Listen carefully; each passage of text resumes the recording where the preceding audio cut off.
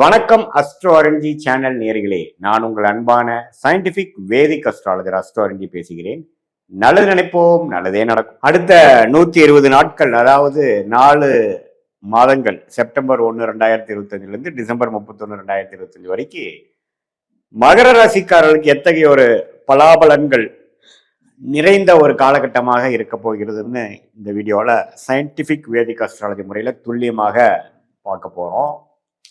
எந்தவித பரிகாரங்கள் அது மாதிரி விஷயத்துக்கு போகாமல் ஒரு கிரகத்தோட அமைப்பு எப்படி இருக்கு, பெயர்ச்சி பலன் எப்படி இருக்கு, ஆண்டு கிரகத்தின் அமைப்பு எப்படி இருக்குது, மாத கிரகத்தின் அமைப்பு எப்படி இருக்குது, மகர ராசிக்கு எந்த மாதிரி ஒரு தாக்கத்தை கொடுக்க போகிறது, எந்த மாதிரி ஒரு மாற்றத்தை கொடுக்க போகிறது, அடுத்து வரக்கூடிய விஷயங்கள் எப்படி இருக்கு அப்படின்னு நம்ம பார்க்கும் பொழுது, ராசி அதிபதியாகிய சனி 3ஆம் இடத்துல இருக்கிறார், நன்மை, வெரி குட்.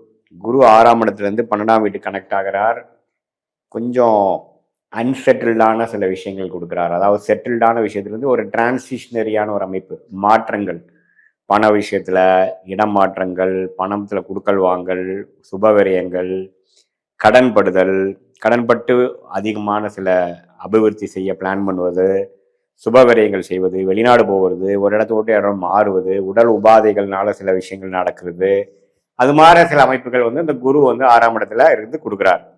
அதே சமயத்துல ராகு பாத்தீங்கன்னா 2ஆம் இடத்துல, கேது 8ஆம் இடத்துல, குருவின் பார்வை ராகுக்கு படுகிறார். ஸோ இது மாதிரி அமைப்பு பாத்தீங்கன்னா சில தனம் வாக்குஸ்தானத்துல ராகு வந்தாலும் குரு பார்வையால இன்னும் கொஞ்சம் யோகங்கள் கிடைக்குது. ஸோ ஒரு மாதிரியான ஒரு டிஃப்ரெண்டான ஒரு அமைப்பு தான். ஸோ என்னன்னா, இதுவரை ஜென்மசனி, அதுக்கப்புறம் பாத சனி முடிஞ்சு இப்போ 7 நாள் சனி முழுசா முடிந்த மகர ராசிக்காரர்களுக்கு அடுத்த கட்ட ஒரு விஷயங்கள், அதாவது ஒரு மாற்றங்கள், டிரான்சிஷன் சொல்லுவாங்க, ஒரு படிநிலையிலிருந்து அடுத்த படிநிலைக்கு மாறக்கூடிய அமைப்புகள் கொடுக்கக்கூடியதான் அந்த குரு 12ஆம் வீட்டு கனெக்ட் ஆகி 6ஆம் இடத்துல இருப்பது. ஸோ கொஞ்சம் செட்டில்டான ஒரு அமைப்புகள்னு சொல்ல முடியாது, செட்டில்டு நோக்கி போகக்கூடிய ஒரு அமைப்புகள். ஒரு விஷயம் நம்ம பண்றோம், ஒரு சாதிக்கிறோம் அடுத்த வருஷம்னா, இப்போ இந்த வருஷம் சில இதெல்லாம் பண்ணுவோம் பார்த்தீங்களா, அது மாதிரி ஒரு காரியங்கள் நடக்கக்கூடிய ஒரு அமைப்பு தான் இப்போ காட்டுது மகர ராசிக்காரர்களுக்கு. சரி, மாத கிரகங்கள் எப்படி இருக்குன்னு பார்த்தீங்கன்னா, சுக்கிரன் ராஜயோகாதிபதி சுக்கிரன், செவ்வாய், சூரியன் ராஜயோகாதிபதி புதன்லாம் பார்த்தீங்கன்னா கிட்டத்தட்ட 8ஆம் வீட்டில இருந்து 12ஆம் வீடு வரைக்கும் இந்த 4 மாசங்கள் பெயர்ச்சி ஆகக்கூடிய அமைப்புகள். அதாவது சிம்மம், கன்னி, துலாம், விருச்சிகம் அண்ட் தனுசு, இந்த 5 இடத்துலையும் போகக்கூடிய அமைப்புகள் இந்த ஆண்டு மாத கிரகத்தின் சஞ்சாரங்கள் இருக்கிறது. ஸோ இத்தகைய அமைப்பு ஓரளவுக்கு பாசிட்டிவான விஷயம்தான். ஏன்னா 10ஆம் இடத்துல சுக்கிரன் குரு பார்வை பெறுகிறது, நல்ல யோகம். சுக்கிர திசையெல்லாம் நடக்கிறவங்களா இருந்தால் ரொம்ப நல்ல அமைப்பு இருக்கு. மீடியா துறையில் இருக்கிறவங்க, கலைத்துறையில் இருக்கிறவங்க, டெக்ஸ்டைல் லைனில் இருக்கிறவங்களுக்குலாம் நல்ல உயர்வு கொடுக்கக்கூடிய அமைப்பு. நல்ல அவங்களோட வேலை தொழிலில் கொஞ்சம் நம்ம அதிலே சொன்ன மாதிரி கடன், அது மாதிரி சில விஷயங்கள், ஒரு நிதி உதவி வாங்கி அடுத்த லெவலாக போகக்கூடிய அமைப்புக்கு. மாணவர்கள்லாம் பார்த்தீங்கன்னா கொஞ்சம் வெளிநாடு வெளிமாநிலம் போய் படிக்கக்கூடிய அமைப்பு, நல்லா ஓரளவுக்கு ப்ரொமோஷன் ஆகக்கூடிய, அரசு வேலையில் இருக்கிறவங்க, பிரைவேட் செக்டரில் இருக்கிறவங்களுக்குலாம் ப்ரொமோஷன் ஆகி அடுத்த துறைக்கு, அடுத்த படிநிலைக்கு போகக்கூடிய அமைப்பு. இது எல்லாமே செப்டம்பர், அக்டோபர், நவம்பர்லேருந்து அடுத்தடுத்து வரக்கூடிய அமைப்புகள் மிகவும் சிறப்பாக இருக்கக்கூடிய அமைப்பு கண்டிப்பாக மகர ராசிக்காரர்களுக்கு உண்டு.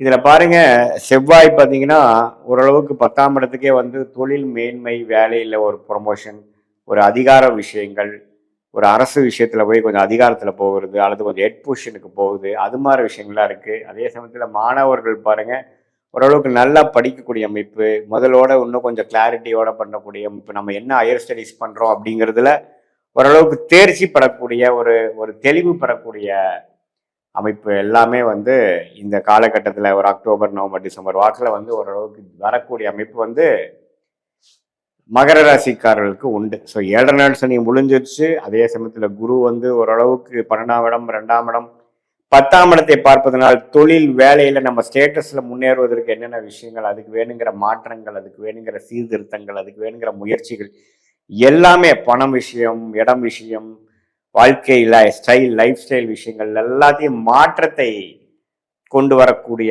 ஒரு அற்புதமான ஒரு டைமாக, ஒரு காலகட்டமாக மகர ராசிக்காரர்களுக்கு செப்டம்பர், அக்டோபர், நவம்பர், டிசம்பர் மாதங்கள் 2025 அந்த 120 நாட்கள் பார்த்தீங்கன்னா அது மாதிரி ஒரு அமைப்பு கட்டாயம் குடிக்கிறது.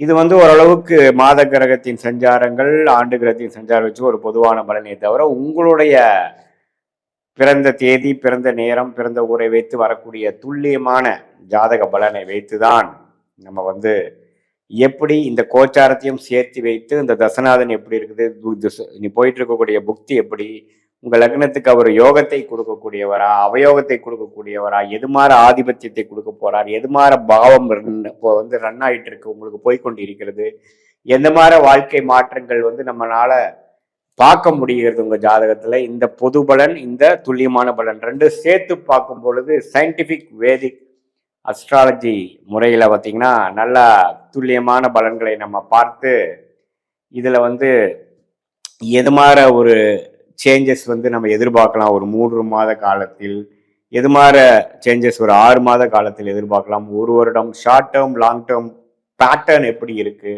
எது மாதிரி விஷயங்கள்லாம் நமக்கு பிராப்தமாக இருக்கிறது, எது மாதிரி விஷயங்கள்லாம் நமக்கு பிராப்தம் இல்லாமல் இருக்கிறது, இது மாதிரி விஷயங்கள்லாம் கொஞ்சம் நீங்கள் பார்க்கணும்.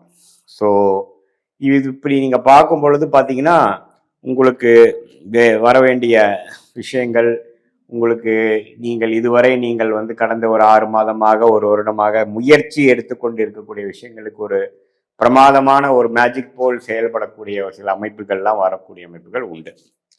ஸோ இந்த காலகட்டத்தை கரெக்டாக நீங்கள் யூஸ் பண்ணிக்கணும். இந்த நேரத்தில் பார்த்தீங்கன்னா கொஞ்சம் ஃபோக்கஸ் இல்லாமல், கான்சென்ட்ரேஷன் இல்லாமல் இருக்கக்கூடாது. ஏன்னா நமக்கு வந்து எல்லாமே சேர்ந்து வருகிறது.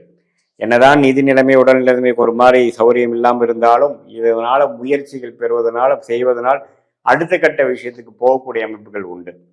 ஸோ அதனால் நம்மளுடைய இந்த ஜென்ம ஜாதகத்தில் இருக்கக்கூடிய தசாபுக்திகளும் பொது பலன் ஆகிய சேர்த்து வைத்து பார்க்கும் பொழுது எது மாதிரி டைரக்ஷனில் நம்ம போக போகிறோம், நம்மளோட கர்மா எப்படி செய்கிறது, ஒரு ஜாதகமும் ஒரு கர்மா.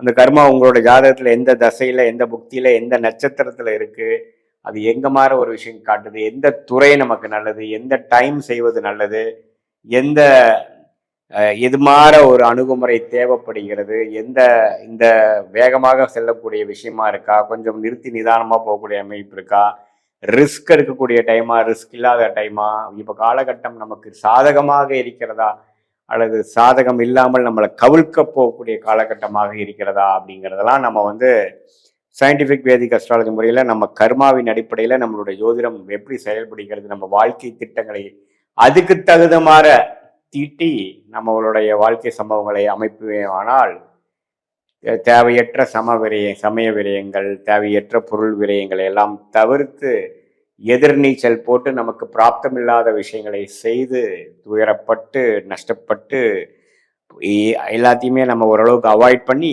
எந்த ஒரு விஷயம் வந்து நமக்கு சால சிறந்ததாக இருக்கிறதோ, நம்ம கர்மா எப்படி செயல்படுகிறதோ, பிராப்தங்கள் இருக்கிறதோ, அந்த டைரக்ஷன்ல நம்ம திட்டங்களை தீட்டி நம்ம வாழ்க்கை சம்பவங்களை அமைத்து கொள்ளும் பொழுது எளிதில் வெற்றி பெற முடியும் என்று நான் சொல்ல விரும்புகிறேன். மீண்டும் மற்றொரு காணொலியில் சந்திப்போம். நன்றி, வணக்கம்.